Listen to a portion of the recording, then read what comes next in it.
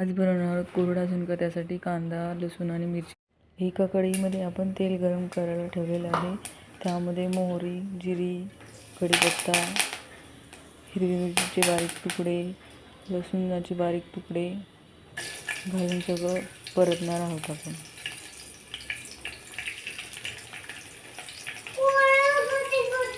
त्यामध्ये आता आपण कांदा घालून परतणार आहोत.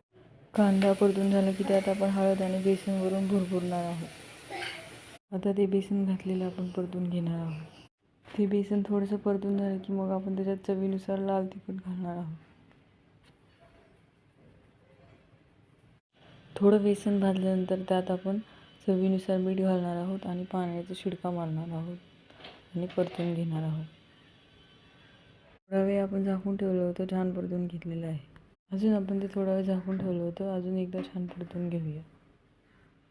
2-3 वेळा पाण्याचा शिडका मारून हे बेसन तयार. वरून मस्त कोथिंबीर भुरभुरली आहे. हा बघा कोरडा गावरान झणझणीत झुणका.